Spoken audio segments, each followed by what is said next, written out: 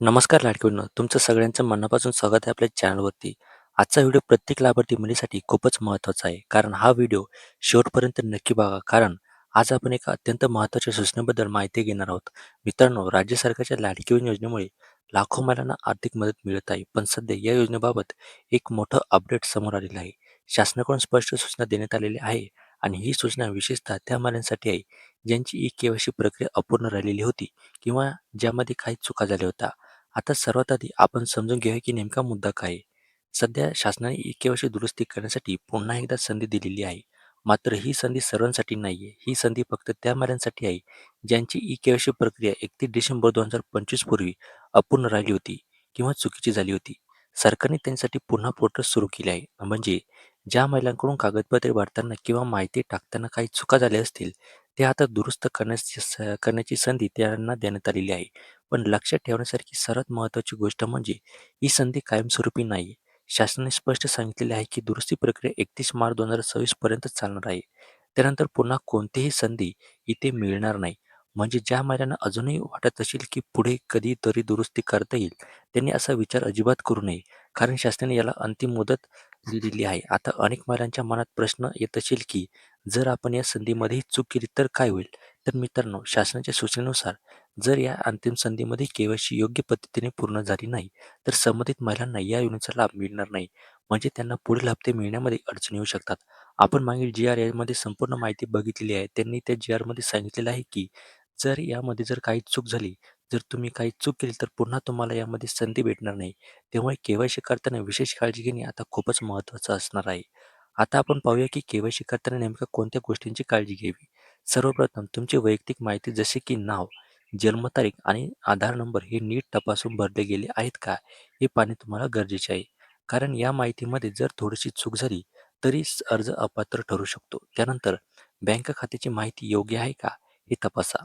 कारण आर्थिक मदत थेट तुमच्या बँक खात्यात जमा केली जाते. जर खाते क्रमांक किंवा IFSC कोड चुकीचा भरला गेला तर पैसे जमा होण्यास तुम्हाला इथे अडथळा येऊ शकतो. त्यामुळे या गोष्टी तुम्हाला इथे अत्यंत महत्त्वाचं आहे, तुम्हाला इथे पाहून घ्यायचं आहे. तिसरी महत्त्वाची गोष्ट म्हणजे के-वाय-सी करताना जे पर्याय निवडायचे असतात ते नीट समजून निवडणे आवश्यक आहे. अनेक वेळा मुलांकडून घाईत चुकीचा पर्याय निवडला जातो आणि त्यामुळे अर्ज अडचणीत येतो. जर तुम्हाला प्रक्रिया समजत नसेल तर स्वतः करण्यापेक्षा जवळच्या सेवा केंद्रावर जाऊन मदत घ्या. कारण एक छोटीशी चूक तुमच्यासाठी मोठा तोटा ठरू शकते. याच्यामध्ये फक्त 2च पर्याय आहे. त्या 2 पर्यायाचं तुम्हाला आन्सर जे आहे ना, ते तुम्हाला नाही म्हणून चूज करायचं आहे दोन्ही पर्यायाचं. त्यामुळे इथे काळजीपूर्वक तुम्हाला नाही म्हणायचं आहे. आधी सगळ्यात पहिले तुम्हाला प्रश्न जो आहे ना, तो नीट समजून घ्यायचा आहे, वाचायचा आहे आणि त्यानंतरच तुम्हाला हो की नाही ते करायचं आहे. त्यानंतर शासनाने ही योजना महिलांना आर्थिकदृष्ट्या सक्षम बनवण्यासाठी सुरू केली आहे. त्यामुळे या योजनेचा लाभ कायम मिळत राहावा यासाठी प्रत्येक लाभार्थी महिलेने जबाबदारीने के-वाय-सी पूर्ण करणे आवश्यक आहे. आता अजून एक महत्त्वाचा मुद्दा समजून घ्या. काही महिलांना वाटत आहे की ज्यांनी अजून के-वाय-सी केलीच नाही त्यांनाही या कालावधीत नवीन संधी मिळेल. पण सध्या उपलब्ध माहितीप्रमाणे ही संधी फक्त दुरुस्ती करण्यासाठी आहे. म्हणून ज्या महिलांची के-वाय-सी आधीपासून प्रलंबित होती किंवा चुकीची होती त्यांनीच या संधीचा फायदा घ्यायचा आहे.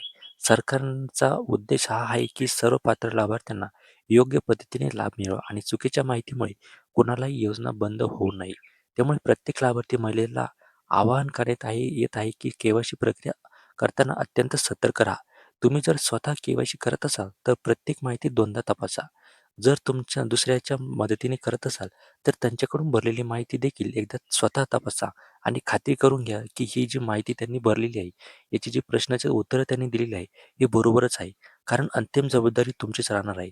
मित्रांनो, 31 मार्च 2026 ही अंतिम तारीख आहे, हे लक्षात ठेवा. शेवटच्या दिवसाची वाट पाहू नका. शक्य तितक्या लवकर प्रक्रिया पूर्ण करा. कारण शेवटच्या दिवसांमध्ये सर्व्हर समस्या किंवा गर्दीमुळे अडचणी येऊ शकतात. लाडकी बहिणीनो, ही योजना तुमच्यासाठी खूप फायदेशीर आहे. त्यामुळे थोडी काळजी आणि योग्य माहिती घेतली तर तुम्हाला या योजनेचा लाभ सातत्याने इथे राहू शकतो. जर तुम्हाला अजूनही काही शंका असतील तर अधिकृत केंद्रावर संपर्क करा किंवा अधिकृत संकेतस्थळावर तुम्ही माहिती तुम्हाला तपासायची आहे. चुकीच्या अफवांवर कोणाचाही तुम्हाला विश्वास ठेवायचा नाही. फक्त आपल्याला काय करायचं की पर्याय निवडताना आपल्याला इथे काळजीपूर्वक आपल्याला पर्याय निवडायचा आहे. जर तुम्ही पर्याय निवडताना इथे चूक केली तर तुम्हाला या योजनेपासून मुकावं लागेल. तुम्ही डायरेक्टली इथे अपात्र होणार आहे. कारण की आपण जी-आर इथे बघितलेलं आहे. जी-आरमध्ये त्यांनी स्पष्ट सांगितलेलं आहे की ही शेवटची संधी म्हणून तुम्हाला इथे के-वाय-सी करायची आहे. जर तुम्ही यामध्ये चूक केली तर तुम्हाला यापुढे योजनेचा जो लाभ आहे तो इथे भेटणार नाही. यामागील हप्ते भेटणार नाही आणि पुढील सुद्धा तुम्हाला हप्ते जे आहे ना ते भेटणार नाही. त्यामुळे तुम्हाला क्वेश्चनचा ॲन्सर देताना इथे काळजीपूर्वक बघायचं आहे. आणि आता सर्वात महत्त्वाचा प्रश्न म्हणजे ज्या महिलांनी ते याआधी म्हणजे 31 डिसेंबर 2025 आधी के-वाय-सीच केली नसेल, तर त्यांचं काय? तर बघा लाडकी बहिणीनो, तुमच्यासाठी पण इथे सरकार लवकरात लवकर कोणतातरी निर्णय इथे घेणार आहे. कारण की आता खूप साऱ्या जे YouTube चॅनल असेल किंवा माहिती असेल, यांच्याकडून सरकारपर्यंत ही जी माहिती आहे ना, ही आता पोहोचली जाईल आणि त्यांना सुद्धा तुमच्याबद्दल इथे निर्णय घ्यावाच लागेल. तुम्हाला सुद्धा इथे शांत बसायचं नाही. तुम्हाला सुद्धा इथे महिला व बालविकास विभागाकडे जाऊन तुम्हाला एक अर्ज करायचा आहे. त्याच्यात तुमची माहिती, तुमचा काय प्रॉब्लेम आहे, असं सर्व माहिती त्यांना लिहून द्यायची आहे आणि तिथले जे अधिकारी असतात, त्यांना सुद्धा तुमची प्रॉब्लेम त्यांना इथे सांगायची आहे. त्यांना सर्व जी माहिती सांगितल्यानंतर ती वरती पाठवेल आणि ती माहिती एकदा वरती पोहोचली, की तुमच्यापर्यंत नक्की ना नक्की तुमच्यावर काही ना काही ते समस्याचे जे हल आहे ना, ते काढणार आहे. कारण की तुम्हाला सरकार असं वाऱ्यावर सोडणार नाही. त्यामुळे तुम्ही सुद्धा इथे काळजी करायचं कारण नाही. आता जर तुमची जर की के-वाय-सी 31 डिसेंबर 2025 आधी झालीच नसेल, तर तुम्ही आम्हाला कमेंटच्या माध्यमातून इथे तुमचं गाव आणि नाव नक्की तुम्ही इथे आम्हाला कमेंट करू शकता. कारण की आम्हाला सुद्धा कळेल की किती लाडक्या बहिणी ज्या आहेत त्यांनी अजूनसुद्धा इथे के-वाय-सी केली नाही आणि तुमची के-वाय-सी का राहिली, ते सुद्धा तुम्ही आम्हाला कमेंटच्या माध्यमातून नक्की सांगा. जेणेकरून आम्हाला सुद्धा तुमचा प्रॉब्लेम कळेल की तुमची के-वाय-सी का बाकी राहिलेली आहे. त्यामुळे कमेंट करायला विसरू नका आणि हा व्हिडिओ जास्तीत जास्त लाडक्या बहिणींपर्यंत शेअर करायला विसरू नका. आणि ज्या लाडक्या बहिणींना इथे संधी आता भेटलेली आहे, चुकीचा पर्याय त्यांनी पहिले निवडलेला होता. त्यांनी काय करायचं की तुम्ही दुसऱ्याकडून माहिती भरत असाल, परंतु तुम्ही स्वतः खात्री करून घ्या, की ही जी माहिती तू भरत आहे, तू योग्यच भरत आहे. कारण की काही लोकं काय करतात, की मुद्दामून चुकीची माहिती ते भरत असतात.